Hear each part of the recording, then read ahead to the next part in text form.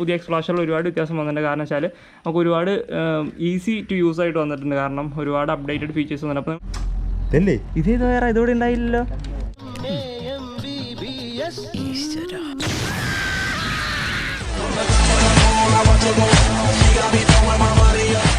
Once again welcome back to my channel. അപ്പോൾ നമ്മൾ കുറേ നാൾക്ക് ശേഷം, അതായത് നമ്മുടെ ഡൊമിനാർ എന്തെങ്കിലും കുറച്ച് പേര് ചോദിച്ചിട്ടുണ്ടായി. ഡൊമിനാറിൻ്റെ വീഡിയോസൊക്കെ ഇല്ലെന്ന് ചോദിച്ചിട്ടുണ്ടായി. അപ്പോൾ ഇനിയിപ്പോൾ എന്തായാലും വീഡിയോസൊക്കെ ഉണ്ടാവും. അപ്പോൾ നമ്മൾ വേണ്ടിയിട്ട് ചെറിയൊരു മോഡിഫിക്കേഷൻ ചെയ്യാൻ പോകണം. വേറെ ഒന്നല്ല, നിങ്ങൾ ഈ സംഭവം അതായത് XFlash അല്ലെങ്കിൽ ഫ്ലാഷ് എക്സ് എന്നൊക്കെ പറയും.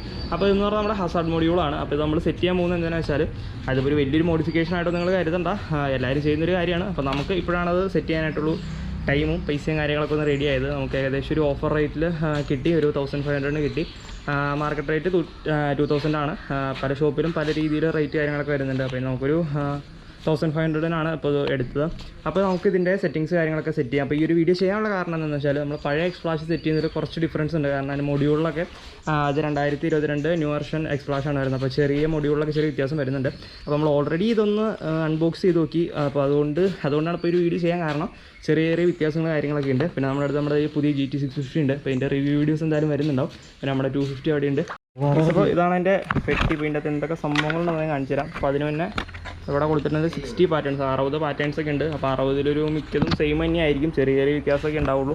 പിന്നെ ഇത് എങ്ങനെ ഇൻസ്റ്റാൾ ചെയ്യണം എന്നുള്ളൊരു വീഡിയോയുടെ ഒരു QR കോഡാണ്. അപ്പോൾ നമ്മളിത് നോക്കിയിട്ടൊന്നുമില്ല. അപ്പോൾ നിങ്ങൾക്ക് നോക്കിക്കഴിഞ്ഞാൽ കുറച്ചുകൂടി ഡീറ്റെയിൽ ആയിട്ട് വേണമെങ്കിൽ അറിയാൻ പറ്റുമായിരിക്കും. പിന്നെ ഇവിടെ നോക്കി കഴിഞ്ഞാൽ ഇതിൻ്റെ ബാക്കി ഡീറ്റെയിൽസ് വരുന്നത് അതായത് plug and play 60 patterns, no switch ആവശ്യമില്ല. അതുപോലെ തന്നെ ടെയിൽ ലൈറ്റ് അങ്ങനെയുള്ള കാര്യങ്ങളൊക്കെ കൊടുത്തിട്ടുണ്ട്. പിന്നെ വാട്ടർ റെസിസ്റ്റൻ്റ് ആണ്, ഷോക്ക് പ്രൂഫ് ആണ്, അങ്ങനെ എല്ലാ പരിപാടികളായിട്ട് കൊടുത്തിട്ടുണ്ട്. ഡോമിനാർ 400-ൻ്റെ ഒരു സ്റ്റിക്കറും കൂടെ കൊടുത്തിട്ടുണ്ട്. അവിടെ ആയിട്ട് ഒരു QR കോഡ് ഉണ്ട്. അപ്പോൾ ഈ QR കോഡിൽ കയറിയിട്ട് നിങ്ങൾ രജിസ്റ്റർ ചെയ്ത് കഴിഞ്ഞാൽ നിങ്ങൾക്ക് ഇതിൻ്റെ 1+2 വാറൻറ്റി 1+2 years വാറൻറ്റി വരുന്നുണ്ട്. അപ്പോൾ 3 വർഷത്തോളം വാറൻറ്റി ഒക്കെ ക്ലെയിം ചെയ്യാനായിട്ട് ഇതിൽ കയറിയിട്ട് രജിസ്റ്റർ ചെയ്താൽ മതി. അപ്പോൾ രജിസ്റ്റർ ചെയ്യാനുള്ള പരിപാടി കാര്യങ്ങളൊക്കെ സിമ്പിളാണ്. ഇതിൽ ജസ്റ്റ് ഒന്ന് കയറുമ്പോൾ തന്നെ ഒരു ഗൂഗിൾ ഫോം വരും. അതിൽ നമ്മുടെ ഈ ഒരു മെയിൽ ID, അതുപോലെ തന്നെ നമ്മുടെ ഫോൺ നമ്പർ, അതുപോലെ തന്നെ നമ്മുടെ ഇതിൻ്റെ ഒരു XFlash മൊഡ്യൂളിന് ഒരു സീരിയൽ നമ്പർ ഉണ്ടാവും. അപ്പോൾ ആ ഒരു സീരിയൽ നമ്പർ വെച്ചിട്ട് അതും അടിച്ചു കൊടുക്കുക. അതുപോലെ തന്നെ നമ്മുടെ ഇൻവോയ്സ് ബില്ലിൻ്റെ ആ ഒരു നമ്പർ കൂടി അടിച്ചു കൊടുത്താൽ നമ്മൾ 3 വർഷത്തെ വാറൻറ്റി കാര്യങ്ങളൊക്കെ ക്ലെയിം ആയിട്ടുണ്ട്. അപ്പോൾ 3 വർഷത്തിനുള്ളിൽ എന്തെങ്കിലും കംപ്ലയിൻറ്റ് വന്നു കഴിഞ്ഞാൽ നമുക്ക് ഈസി ആയിട്ട് റീപ്ലേസ് ചെയ്യാനൊക്കെ ആയിട്ട് പറ്റും. പിന്നെ ഈ ബോക്സിൽ വേറെ തന്നെ വരുന്നതെന്ന് വെച്ചാൽ XFlashൻ്റെ ഒരു മാനുവൽ ബുക്ക് പോലത്തെ ഒരു സംഭവം കൂടി വരുന്നുണ്ട്. നമ്മളത് കണക്ട് ചെയ്യാനായിട്ട് പോകുന്നത്. അപ്പോൾ ഈ ഒരു സംഭവത്തിലാണ് ഇതിൻ്റെ പരിപാടികളൊക്കെ നടക്കുന്നത്. അപ്പോൾ നമ്മൾ ഈ XFlash ഒക്കെ കൊണ്ട് വാറൻറ്റി കട്ടാവുന്ന സംശയം ഉണ്ടാവും. അപ്പോൾ വാറൻറ്റി കാര്യങ്ങളൊന്നും കട്ടാവില്ല. കാരണം നമ്മൾ വയറിങ്ങിലൊന്നും ചെയ്യുന്നില്ല. കാരണം വയറിങ് കട്ട് ചെയ്താലാണ് വാറൻറ്റി ഉള്ളൂ. അപ്പോൾ ഇതിന് മെയിനായിട്ടുള്ള പ്രത്യേകത വയറിങ് കട്ട് ചെയ്യാതെ തന്നെ ഈ ഒരു പ്ലഗ് ആൻഡ് പ്ലേ സെറ്റപ്പിൽ തന്നെ സംഭവങ്ങൾ മൊത്തത്തിൽ റെഡിയാക്കാനായിട്ട് പറ്റും. അപ്പോൾ നമ്മൾ അതിൻ്റെ ഒരു കാരണം നിങ്ങൾ XFlash യൂസ് ചെയ്യുന്നവരാണെങ്കിൽ അറിയാം, ഈ പഴയ മൊഡ്യൂളിനെ സംബന്ധിച്ച് ഇത് കുറച്ചുകൂടി ചെറുതാണ്. അത് XFlashലോട്ട് 2 ഔട്ട് കാര്യങ്ങളൊന്നും വരുന്നില്ല. എക്സ്ട്രാ വയറിങ് കാര്യങ്ങളൊക്കെ ചെറിയ വ്യത്യാസമുണ്ട്. അപ്പോൾ അതുകൊണ്ട് നിങ്ങൾ ഈ ഒരു വീഡിയോ കാണുമ്പോൾ പുതിയതായിട്ട് XFlash വയ്ക്കുമ്പോൾ കുറച്ചുകൂടി യൂസ്ഫുൾ ആയേക്കാം. അപ്പോൾ ആദ്യം നമ്മളൊന്ന് പാട് വിട്ടു. അപ്പോൾ ഇനിയിപ്പോൾ കറക്റ്റായിട്ട് നമ്മൾ വെച്ച് കാണിച്ചു തരാം. ഡ്രല്ലറാണ് കേട്ടോ നമ്മുടെ XFlash കാര്യങ്ങളൊക്കെ സെറ്റ് ചെയ്യുന്നത്. അത് നിങ്ങൾ XFlashൻ്റെ പണ്ടൊരു വീഡിയോ നിങ്ങൾ ചിലപ്പോൾ കണ്ടിട്ടുണ്ടാവും. പണ്ടൊരു വീഡിയോ കാണുന്നവരാണെങ്കിൽ നമ്മുടെ 250 ഡൊമിനാറിൻ്റെ XFlash ഒക്കെ ആ 250 ആണ് ഈ ഇരിക്കുന്നത്. അപ്പോൾ ഇതും ഡൊമിനാറിൻ്റെ തന്നെ XFlash-ആണ്, പഴയ മോഡലാണ്. അപ്പോൾ ഇതിൻ്റെ നോക്കി കഴിഞ്ഞാൽ മനസ്സിലാവും ഉണ്ടോ, ഇച്ചിരി കൂടി വലിയ യൂണിറ്റാണ്, വലിയ ഒരു എന്താ പറയുക ഒരു ക്ലിപ്പിംഗ് ആണ് വരുന്നത്. അതുപോലെ തന്നെ XFlasherയിൽ നിന്ന് തന്നെ ഇവിടുന്ന് വേറൊരു വയറും കൂടി പോയിട്ടുണ്ട്. അതായത് 2 കണക്ഷൻ ഉണ്ടോ, XFlasherൻ്റെ കണക്ഷനും ഒന്ന് ഹസാർഡിലോട്ട് കൊടുക്കാനുള്ള ഒരു കണക്ഷനായിട്ടുണ്ട്. അതുപോലെ തന്നെ ഒരു മൊഡ്യൂൾ കുറച്ചുകൂടി വലുതാണ്, കുറച്ചുകൂടി വലിയൊരു മൊഡ്യൂളായിട്ട് ഫീൽ ചെയ്യുന്ന കാണാനായിട്ട് പറ്റും. സൈസ് ഏകദേശമൊക്കെ സെയിം ആണ്. അപ്പോൾ അതനുസരിച്ച് വയറിങ്ങിനും വ്യത്യാസമുണ്ട്. ഏകദേശം 2 വയർ എന്താണ് വരുന്നുള്ളൂ. ഇത് 2 വയർ സെറ്റിംഗ് മാത്രമാണ് പഴയ XFlash വരുന്നത്. അപ്പോൾ പുതിയതിൽ ഒരുപാട് ഇൻഡിക്കേറ്ററിനായിട്ടൊക്കെ ഒറ്റ വയറുള്ളൂ. അപ്പോൾ നമ്മൾ പുതിയ XFlash എടുത്ത് കഴിയുമ്പോൾ ചിലപ്പോൾ ഒരു കൺഫ്യൂഷൻ വരാനായിട്ട് സാധ്യതയുണ്ട്. നിങ്ങൾ പഴയ വീഡിയോസൊക്കെ നോക്കിയിട്ട് ചെയ്യാനാണെങ്കിൽ ചിലപ്പോൾ ഒരു കൺഫ്യൂഷൻ കിട്ടാനായിട്ട് സാധ്യതയുണ്ട്. അപ്പോൾ നമ്മൾ മറ്റേലോട്ട് എന്തായാലും സെറ്റ് ചെയ്ത് കാണിച്ചു തരാം. ഈ ഒരു പ്ലഗ് പോയിൻ്റാണ്. പച്ച കാണുമ്പോൾ പച്ച കൊണ്ട് കുത്തരുത്. നിങ്ങൾ മെയിൻ യൂണിറ്റിലോട്ട് ഫസ്റ്റ് ഒരു പച്ച കുത്തുക. അതായത് നിങ്ങൾ അതിൽ സ്യൂട്ടാവുന്നത് ഈ ഒരു ക്ലിപ്പ് മാത്രമേ ഉള്ളൂ. അപ്പോൾ നിങ്ങൾ അത് ഡയറക്റ്റായിട്ടും ജസ്റ്റ് ഒന്ന് ഫ്ലിപ്പ് ചെയ്ത് വയ്ക്കുക. അതായത് ഈ പച്ച മെയിനായിട്ടുള്ള 2 ജസ്റ്റ് ഓപ്പോസിറ്റ് ജസ്റ്റ് ഒന്ന് ക്ലിപ്പ് ചെയ്ത് വയ്ക്കുക. അത് ആ സൈസ് നോക്കി കഴിഞ്ഞാൽ നിങ്ങൾക്ക് ഏകദേശം ഒരു ഐഡിയ കിട്ടും. പിന്നെ ഇതിൻ്റെ അകത്ത് കൊടുത്തിട്ടുണ്ട്, അതായത് ബ്രേക്ക് ലൈറ്റ്, നമ്പർ പ്ലേറ്റിൻ്റെ അവിടുത്തെ ലൈറ്റ് എന്നൊക്കെ പറഞ്ഞ് കൊടുത്തിട്ടുണ്ട്. അപ്പോൾ നിങ്ങൾ നോക്കിക്കഴിഞ്ഞാലും ഏകദേശം ഒരു ഐഡിയ കിട്ടും. പിന്നെ നിങ്ങൾക്ക് എന്തെങ്കിലും ഡൗട്ട് ഉണ്ടെങ്കിൽ ഓരോ വയർ ജസ്റ്റ് ഒന്ന് ഊരി നോക്കുക. അപ്പോൾ ഏതൊക്കെ വയർ ഏതൊക്കെ ലൈറ്റിൻ്റെ എന്നുള്ള കാര്യം മനസ്സിലാവും. അത് വയർ ഊരി കഴിയുമ്പോൾ ഏതൊക്കെ ലൈറ്റ് ഓഫായി നോക്കിയാൽ മതി. വന്നത് റെഡിലോട്ട്, റെഡ് ക്യാപ്പ് നോക്കല്, റെഡ് വയർ വന്നത് ഡയറക്റ്റ് റെഡ് ക്യാപ്പിലോട്ട് കൊടുക്കുക.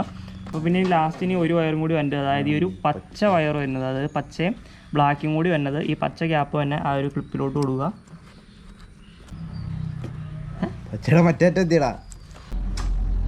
ഇതേത് വേറെ ഇതോടെ ഉണ്ടായില്ലല്ലോ. ഇതല്ലേ ഇത് വേറെ ഇത് എവിടുന്ന് തന്നെ ഇതതിന്റെ അതാണ് ബ്രേക്ക് ലൈറ്റിന്റെ തന്നെയാണ്.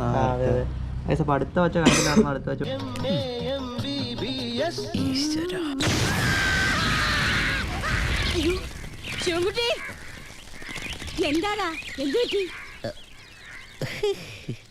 ഈ വയറല്ല ഉള്ളത് 2 വയറാണ്. അപ്പോൾ ഈ ഒരു 2 വയർ നമ്മുടെ ഗ്രേ മൊഡ്യൂളിലോട്ട് കൊടുക്കുക. ഗ്രേയുടെ യെല്ലോ ഗ്രേയിലോട്ട് കൊടുക്കുക. അതിൻ്റെ മെയിൽ ആൻഡ് ഫീമെയിലോട്ട് ഇത് ജസ്റ്റ് ഒന്ന് കണക്ട് ചെയ്യുക. അത് ചെറുതിൻ്റെ അകത്തോട്ട് വലിയതും വലിയതിൻ്റെ അകത്തോട്ട് ചെറുതുമായിട്ട് ജസ്റ്റ് ഒന്ന് കണക്ട് ചെയ്യുക.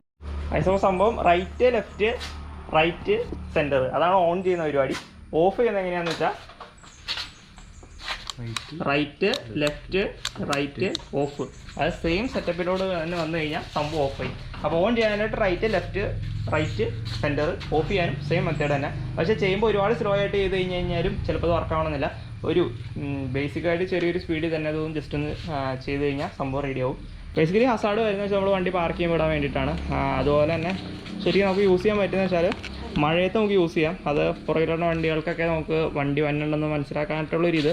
പിന്നെ വൺ വേയിൽ യൂസ് ചെയ്യുക, ഹൈവേയിൽ യൂസ് ചെയ്യുന്നതിന് വലിയ പ്രശ്നമല്ല. അതുപോലെ തന്നെ ഫോഗി ആയിട്ടുള്ള സ്ഥലത്ത് യൂസ് ചെയ്യുക. ടയർ ഉപദ്രവിക്കാതിരിക്കാൻ വേണ്ടിയാണ് ഞാൻ ഈ കാര്യം പറയുന്നത്. നമ്മൾ എക്സ്പ്ലാഷ് ഇടുമ്പോൾ ഒരുപാട് സ്ലോ ആയിട്ടുള്ള മോഡുണ്ട്. അതായത് ലെഫ്റ്റ് ഒന്ന് ബ്ലിങ്ക് ചെയ്ത് കുറച്ച് കഴിഞ്ഞിട്ട് റൈറ്റ് ബ്ലിങ്ക് ചെയ്യുന്ന ആ ഒരു സംഭവം നിങ്ങൾ ബേസിക്കലി പാർക്കിങ് അതുപോലുള്ള സ്ഥലത്ത് ഉപയോഗിച്ചിട്ട് വണ്ടി തിരക്കുള്ള സ്ഥലങ്ങളിൽ ഇടാണ്ടിരിക്കുക. കാരണം വെച്ചാൽ ഇപ്പോൾ നമ്മൾ പുറകിന്നപ്പോൾ നമുക്കാരും ബുദ്ധിമുട്ട് വന്നിട്ടുണ്ട്. അതുകൊണ്ട് ഞാൻ പറയുന്നത്. അപ്പോൾ പുറകിലൊരു വണ്ടി വരുമ്പോൾ പെട്ടെന്ന് നമ്മുടെ വണ്ടി ലെഫ്റ്റിലോട്ട് തിരിയാനാണെന്ന് വിചാരിച്ചാൽ അവർ സ്ലോ ചെയ്യും, അല്ലെങ്കിൽ അവരതനുസരിച്ച് പുറകിൽ വരും. അപ്പോൾ നമ്മൾ കുറച്ച് നോക്കി കഴിയുമ്പോൾ റൈറ്റോട്ട് ഇൻഡിക്കേറ്റർ വീഴും. അപ്പോൾ അത് ആ ഒരു എക്സ്പ്ലാഷ് സ്ലോ മോഡ് നിങ്ങൾ മാക്സിമം വേണമെങ്കിൽ ഫാസ്റ്റൊക്കെ ആയിട്ട് ബ്ലിങ്ക് ചെയ്തു.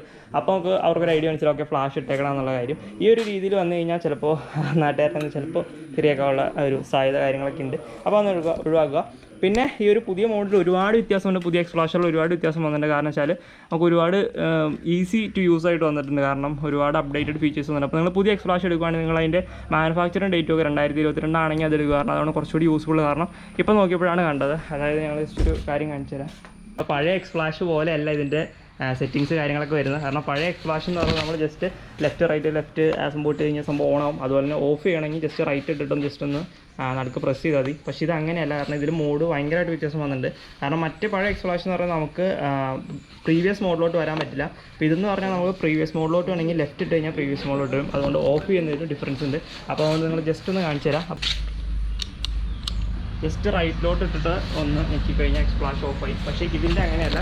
കാരണം ഇത് റൈറ്റിലോട്ട് ഇട്ടിട്ട് നടുക്കി കഴിഞ്ഞാൽ അടുത്ത മോഡ് മാത്രമാണ് മാറുള്ളൂ.